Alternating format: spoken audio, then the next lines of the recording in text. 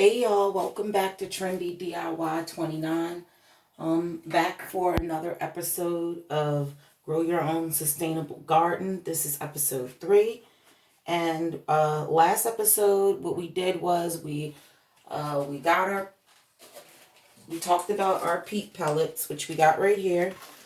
And what I did was I soaked them in water.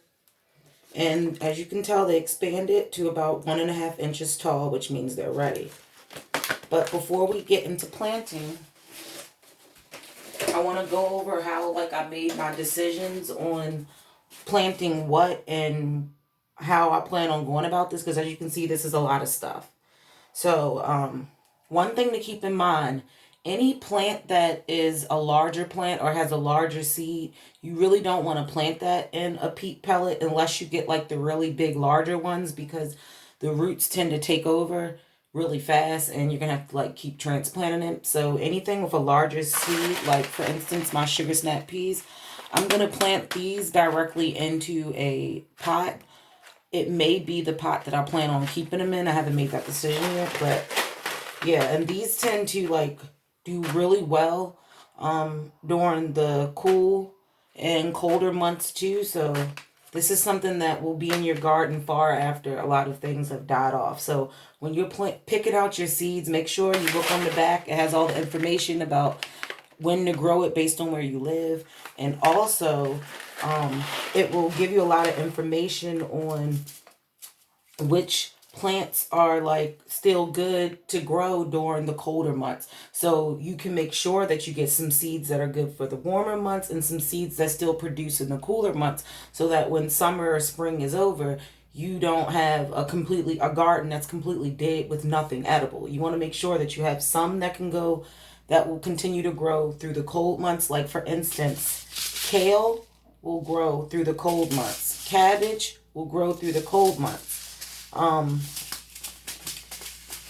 Lettuce, they like cooler months. Once it gets hot, lettuce tends to bolt.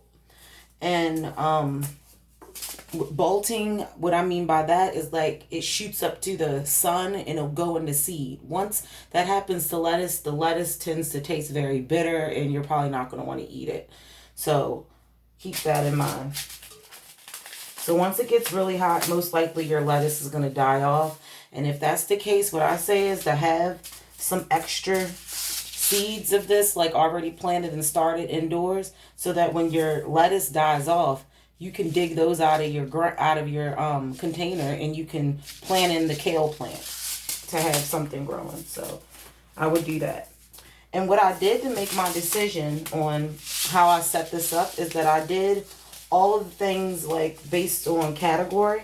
So for instance, right here I have my Bib lettuce, my red Russian kale, my Copenhagen market early cabbage, and then I have my lacinato kale.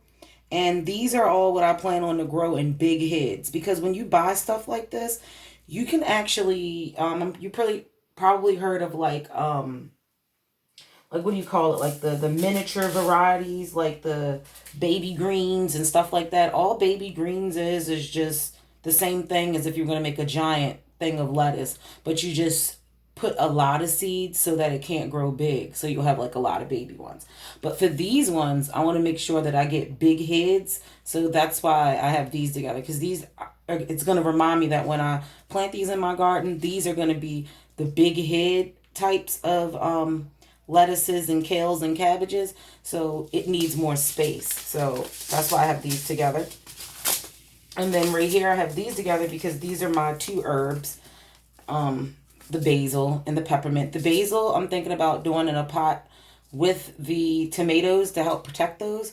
And then the peppermint I'm going to do in multiple smaller pots so I can place it around the garden to help with insects. Right here I have my rainbow carrots. The rainbow carrots, carrots you need a container that's at least 10 inches deep, but I would say at least in between 10 and 12 inches deep. And you want something that's nice and wide, depending on how many carrots you want. And so the carrots are really, really small seeds. So you can start these in pellets as well and put those into something. But since carrots is something that's going to grow deep underground, and they're going to take about 2.5 months to grow until I can harvest these carrots. I'm going to do the carrots directly in the bucket, or directly in the planter as well. I'm not going to do these in the peat pellets because there is not a bigger seed, like I said, but the fact that it's going to grow deep underneath the ground, I want to already have it there. I don't really want to move it around. And then also when it comes to carrots, the spacing, you want at least to put at least like about 1 to 2 inches around in between each carrot, or you can sparingly throw a whole bunch of carrot seeds, and then once it grows you could pluck out the carrot seeds to give the other ones space to get bigger. If you throw a whole bunch of carrot seeds and you do not thin them out, which means remove a lot of the plants so that it's not covered in carrot plants, your carrots will be like this big. Like seriously, because they won't have any room to expand. So remember that. And carrot seeds are very, very small. So there's a few tricks that you can do with those, and I'm going to go over those when I get to the actual potting. The next thing that I have here are going to be my hot peppers. Here I have what my jalapeno, my tam jalapeno, which is mild. And then here I have my long, thin cayenne hot pepper. And hot peppers tend to do really, really well. So if you're a beginner, I can vouch for this. I've never grown these yet, so this is new, but I can vouch for this. These are really, really good. They tend to do really good in hot weather. They don't need a lot of water either, if you're a person that's not home a lot. Then I have my homestead tomato. This one I'm going to grow in the peat pellets. Tomato seeds are very, very small. But once these get about 4 inches, about 3 to 4 inches tall, is when you want to take the peat pellet and you want to probably transfer it into a pot or into its original home. Now, don't forget, once they get big and you put them into the pot, you need to gradually put them outside. So you put them outside for a few hours a day. I say for about 4 to 6 hours. Put your tomatoes outside, bring them back in at night. Put them back outside, bring them back in. And what this is doing is going to acclimate them to being outside. Whenever you grow vegetables inside, do not forget to put them in and out, to get them used to being outside. Or if you just throw them outside and don't never go get them and expect them to grow, I'm sorry, they won't. They will die. So you have to get them used to that, because they'll be used to just being in the house. So they need to get their defenses built up. And then what I plan on doing is, this is in a container as well. These are going to go inside of a large container together, and I'm going to separate these. And these are my different lettuces. Right here I have my gourmet blend. I have my mesclun gourmet greens mixture. I have my giant noble spinach, which I might do by itself because giant noble spinach tends to be a little bit bigger. But so I don't want to overcrowd it. So these are the baby greens. These are the ones that you can just pick as soon as they grow. You can really pick them, but you don't want them that tiny. But you can continue. They will continue to reproduce over and over and over again. So you can keep this like on a windowsill or something and just like pull some off for a sandwich, pull some off for a salad, and they will do very, very well. Then,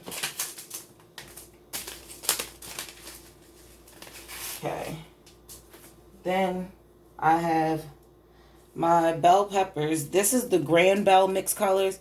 Bell peppers tend to, even if you get the green ones, they tend to turn. They'll turn all the different colors. So don't think that you have to buy all red or all a green one or a red one and a yellow one and an orange one. Most bell peppers produce all colors depending on how long you leave them on the plant. And they tend to grow really well too. Just make sure that when you start growing, I forgot to say this about the homestead tomatoes, any tomato, you want to keep a lot of the leaves off the bottom of your plant, because tomatoes are very sensitive to water. So you don't want to get the leaves wet. Like if it's going to be a storm, if I was you, I'd cover them up because they will rot and it will attract insects and stuff like that. So for tomatoes, make sure that at least the bottom of the plant you can see directly underneath of it. And you want to keep it dry. And when you water it from the bottom. Do not water it above the plant because you don't want to get it wet. because getting it wet can really harm the plant. Of course, if you're putting it in the ground or something, or if you can't help where your plant has to sit, then just make sure if you know it's going to be really, really heavy rain, you cover it. It can take a little bit of rain. Like, of course, if you're going to grow them in your flower bed, you can. But just keep that in mind. And tomatoes need a nice amount of space. So don't try to cram them into a tiny thing. The most tops I would do is 2 plants. And I usually only do 2 plants, which are these ones. These are the ones that I grow every year. Like I told you, these are my favorite, the patio hybrid.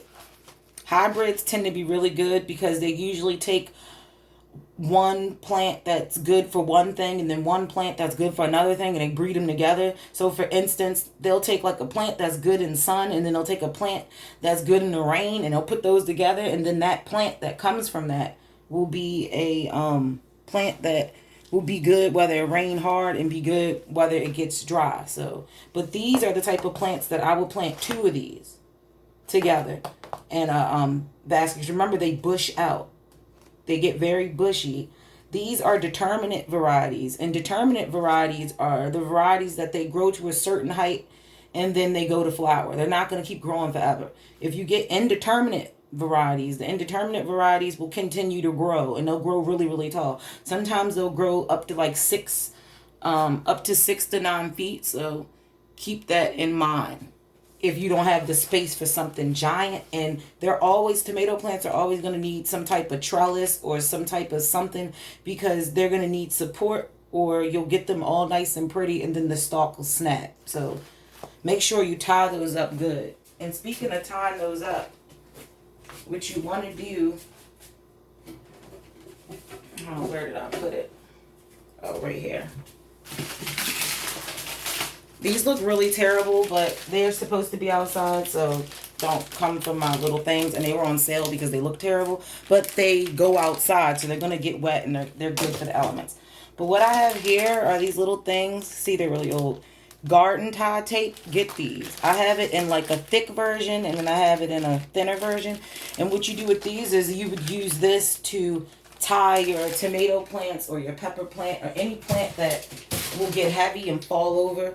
You'll use that. Now, the thing about those ties right there, they have different kinds. Spend a little bit more and get the ones that expand with the plant growth, so you don't have to keep like retying them, and you don't have to worry about your plant growing over time and then the string or something that you use gets too tight, and then it'll bruise the plant, and then it can make the plant die or get diseased or attract insects. So get the ones that expand with growth, so you don't have to worry about it. So your tomato grow wide or whatever else, it'll just expand and it won't dig into the plant. So keep that in mind.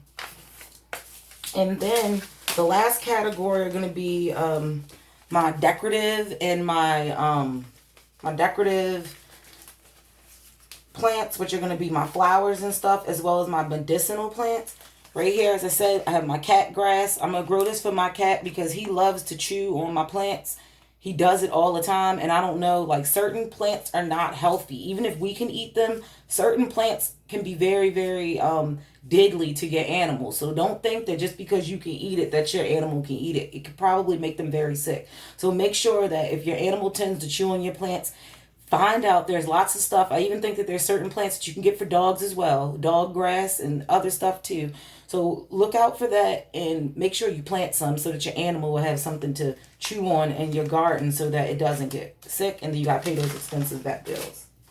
Then I have my purple cone flower. Purple cone flowers, I want to believe and say that this is the same as echinacea, but I got to look into that because usually they'll have like echinacea written underneath of it, or like the scientific or the Latin name underneath of it, and this one doesn't. So I gotta do some research, because if this is not echinacea, I'm not gonna plant this, and I'm gonna go get echinacea, because that's a really good herb for it's a very good herb for like colds, flus, ailments like that. And then my wildflowers, I may do these in pots because I'm not sure where they're gonna go yet, but they're going to be like decorative throughout the garden, because you don't want just all vegetables. You want some flowers in there too. And like I said, flowers can help. Certain flowers and stuff will help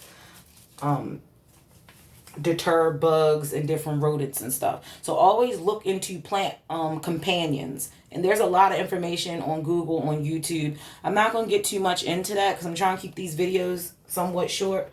So look into plant companions, and a really good plant companion, if you're on a budget and you're just starting off and you're not going to be growing too many things that are really different, then I would suggest you get at least a pack of marigolds.